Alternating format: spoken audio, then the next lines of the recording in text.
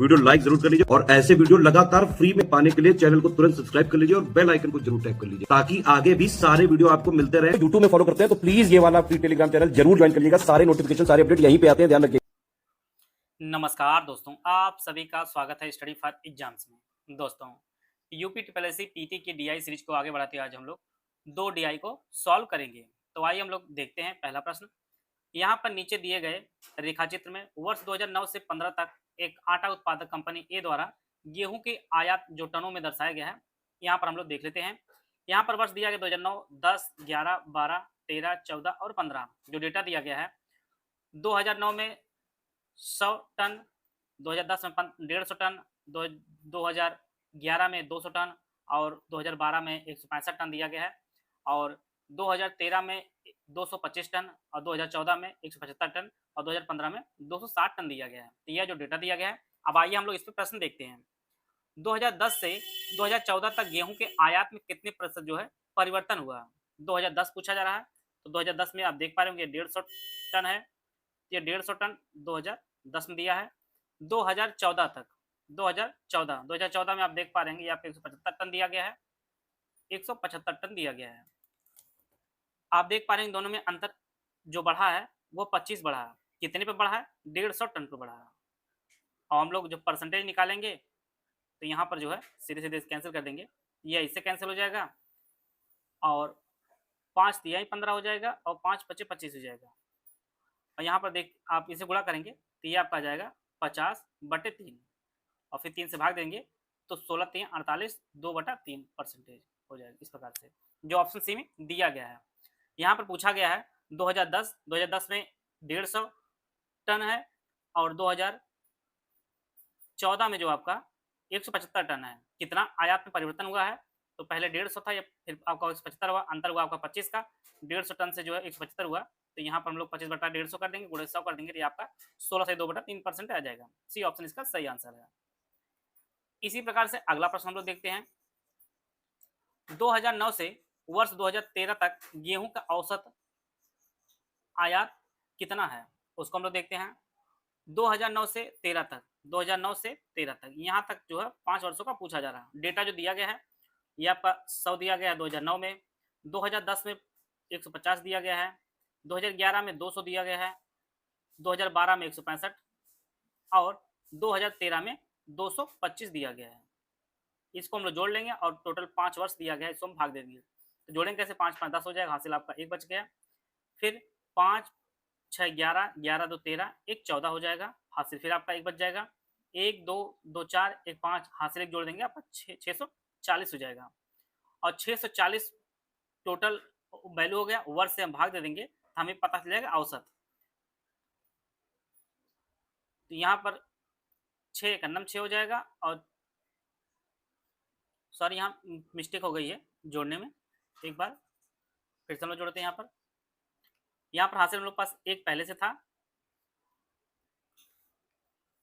1 2 2 4 1 5 5 2 7, हासिल 8, तो यहाँ पर आ जाएगा 840 आ जाएगा। तो हम लोग जब औसत निकालेंगे तो 840/5 कर देंगे हम लोग। 840 कितने वर्षों का? 5 वर्षों का। 1 2 3 4 और 5, हम लोग 5 से भाग देंगे तो 5 एक नंबर 5 हो जाएगा, 3 हासिल हो जाएगा, 3 बच जाएगा आपका, 5 छक्का 30 और 4 बचेगा, 5 8 40। तो यह जो आपका 168 टन हो जाएगा, जो ऑप्शन डी में दिया गया है।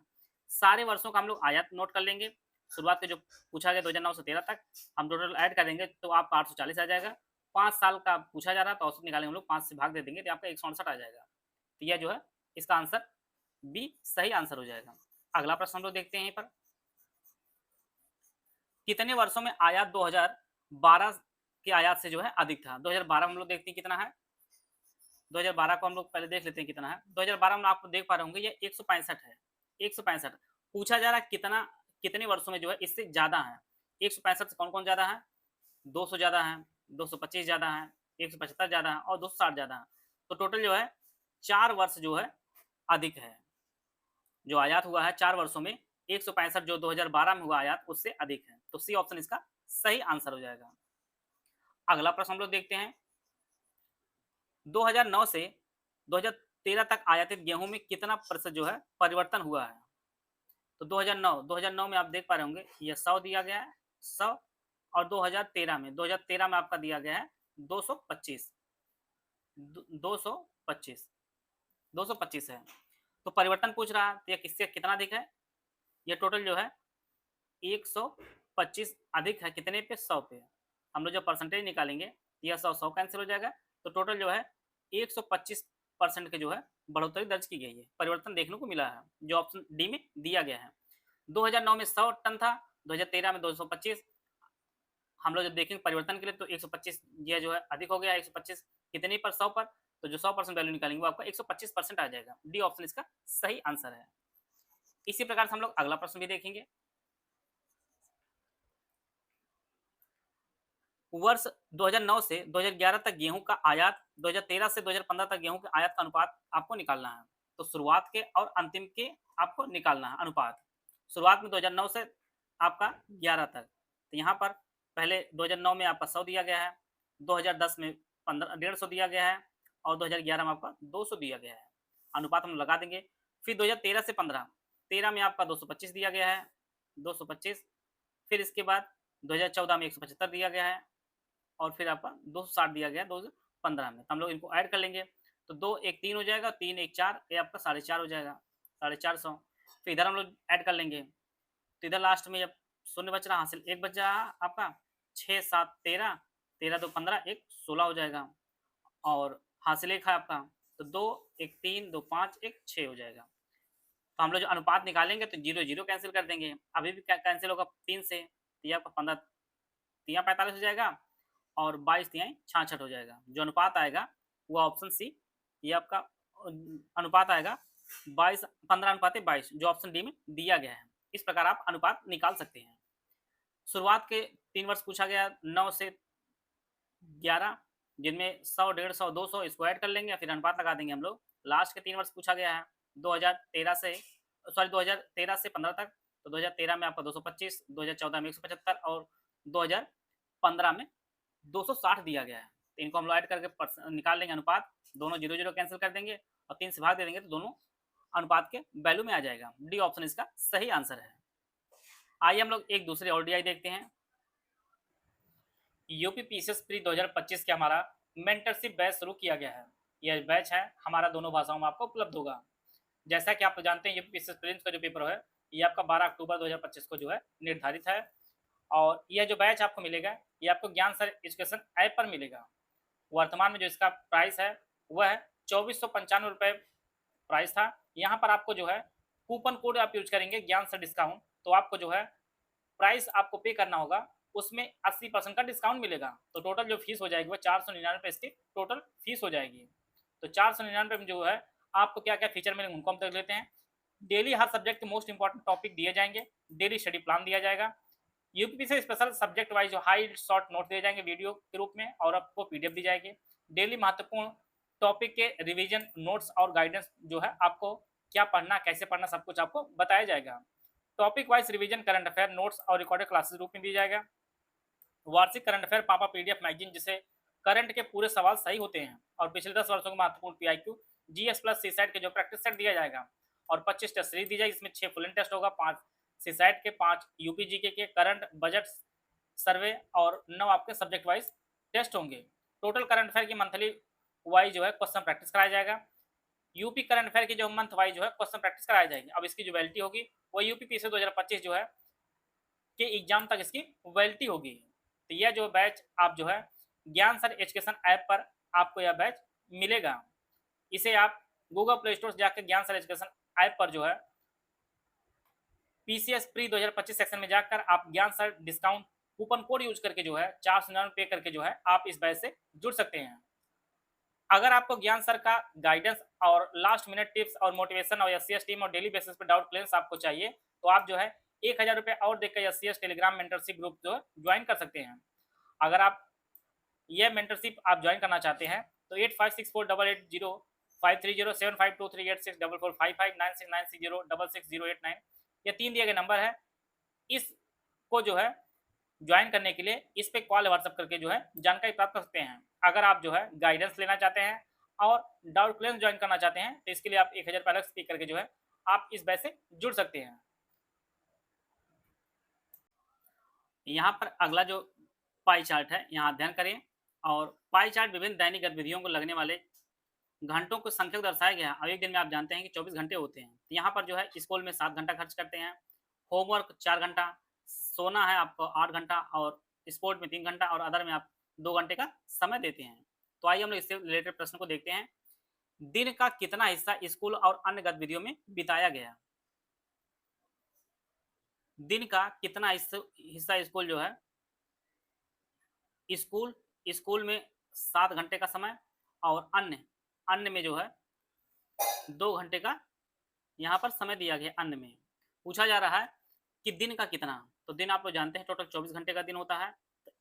कितना बिताया गया, तो ये आपका 7 2 9 9/24, इसको हम लोग 3 से कैंसिल कर लेंगे तो 3/8 आ जाएगा, जो ऑप्शन ए में दिया गया है। दिन का कितना हिस्सा स्कूल और अन्य गतिविधियों में बिताया गया है? स्कूल में 7 घंटा बिताया गया, अन्य में 2 घंटा, तो 9 घंटा हो गया और 9 घंटा पूरे दिन का कितना है, तो इसको हम लोग काटेंगे तो आपका 3/8 भाग हो जाएगा। ये ऑप्शन इसका सही आंसर है।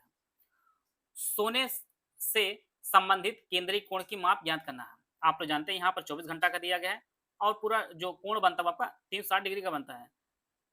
तो 24 घंटा का जो डिग्री है यह 360 डिग्री के बराबर है। 1 डिग्री का वैल्यू हो जाएगा 360/24। हम लोग 12 से काट देते हैं, 12 दूनी 24, 12 तीन 36, 30 हो गया, या फिर आपका कैंसिल कर दिए तो ये आपका 15 डिग्री के बराबर होगा। तो यहाँ पर पूछा जा रहा है सोने में, सो कितना रहा 8 घंटा, 1 घंटे की जो वैल्यू है 15 डिग्री है, तो 8 घंटे की जो वैल्यू हो जाएगी वो 15 गुणे 8 अर्थात 120 डिग्री की वैल्यू बनेगी। कोण जो बनेगा वो आपका 120 डिग्री का बनेगा। टोटल जो कोण बनता है वृत्त में ये आपका 360 डिग्री का। 8 घंटे की वैल्यू 360 डिग्री है, तो 1 घंटे की वैल्यू 15 डिग्री आ जाएगी, तो हमें 8 घंटे निकालना, तो 15 गुणे 8 120 डिग्री आ जाएगा। इस प्रकार जो है ये आपका दूसरा प्रश्न कंप्लीट होता है। अगला प्रश्न हम देखते हैं।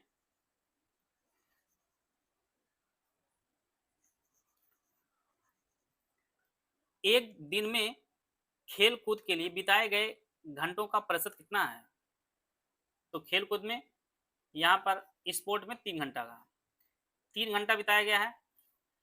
टोटल जो समय होता है एक दिन में आपका 24 घंटा होता है, गुणे हम लोग 100 कर लेंगे, तो हम परसेंटेज निकालेंगे, 3 से कैंसिल कर देंगे तो 1/8 हो जाएगा। 1/8 आप जानते हैं कि ये आपका 12.5% के बराबर होता है। 1/8 जो ऑप्शन सी में दिया गया है। खेल कूद में जो समय 3 घंटा का पूरा दिन का आप जानते हैं 24 घंटा होता है, तो इसमें परसेंटेज निकालेंगे हम लोग, 3/24 गुणे 100 कर देंगे तो आपका 12.5% आ जाएगा, जो ऑप्शन सी में दिया गया है। अब अगला प्रश्न लोग देखते हैं। इसी में यदि कोई छात्र अन्य गतिविधियों के लिए 2 घंटे के बजाय 4 घंटे समर्पित करता है और स्कूल व खेल गतिविधियों में से प्रत्येक से 1 घंटा कम करता है, तो स्कूल के घंटों में कितने प्रतिशत की कमी हुई? तो स्कूल में पहले 7 घंटा जाता था, अब जो है 6 घंटा जा रहा है, तो जो कमी हो रही, 1 की कमी हो रही है, किस पे? 6 की। हम लोग परसेंटेज निकाल लेंगे, तो यह जो है आप जानते हैं 1/6 लगभग 14% के बराबर होता है। तो इसका जो ऑप्शन सी है वो आपका सही आंसर है। यहाँ पे प्रश्न जो है आंसर जो है लगभग पूछा गया, तो लगभग आपका ये 14% इसका सही आंसर हो जाएगा। सी ऑप्शन इसका सही आंसर है। इसी प्रकार से अगला प्रश्न है, यदि खेल अन्य और स्कूल में बिताए गए समय, हम लोग प्रश्न को थोड़ा क्लियर कर देते हैं, इसको अनुपात निकालना है। यदि खेल अन्य और स्कूल पर बिताए, खेल में कितना समय बिता रहे हैं? खेल में 3 घंटे का, अन्य में 2 घंटे का और स्कूल में 7 घंटे का जो समय बिताया गया है। इसके अलावा सोने में 8 घंटा का समय है, प्लस खेल में फिर आपका 3 घंटे का समय है और फिर गृह कार्य होमवर्क में 4 घंटे का समय है। इनका अनुपात आपको बताना है, तो हम लोग इसको निकालेंगे, तो 5 3 2 5 और 7 आपका 12 हो जाएगा। 12 अनुपाते 8 4 12, 12 3 15 हो जाएगा। हम लोग अनुपात निकालेंगे तो दोनों से कैंसिल करेंगे 3 से, तो 3 चौको 12 हो जाएगा और 3 पच्चे 15 हो जाएगा, जो ऑप्शन 4/5 जो ऑप्शन बी में दिया गया है। तो इस प्रकार जो है ये आज हम लोग 2 डीआई सॉल्व करें। परीक्षा में इसी प्रकार से डीआई आएगी तो सॉल्व ही होगी, बहुत टफ डीआई आएगी तो घर पे भी आप सॉल्व नहीं कर पाएंगे। बहुत टफ के चक्कर मत पड़िए। पेपर आपका 2 घंटे का होने वाला है, उसमें भी 5 क्वेश्चन आपका मैथ आनी है, 5 क्वेश्चन आपका रीजनिंग आना और 20 मार्क्स की डीआई आनी है। तो पेपर में डीआई वगैरह वही सॉल्व हो पाएगी जो आसान से आप कैलकुलेशन कर पाएँ। बहुत टफ के चक्कर में पड़ेंगे तो पेपर में डीआई सॉल्व ही नहीं कर पाएँगे। जिस प्रकार से 2023 की डीआई आई है, तो कम से कम बेसिक वाली पहले कंप्लीट करिए, फिर एडवांस लेवल की आप करते रहिएगा। मिलते हैं नेक्स्ट वीडियो में, तब तक जय हिंद, जय भारत।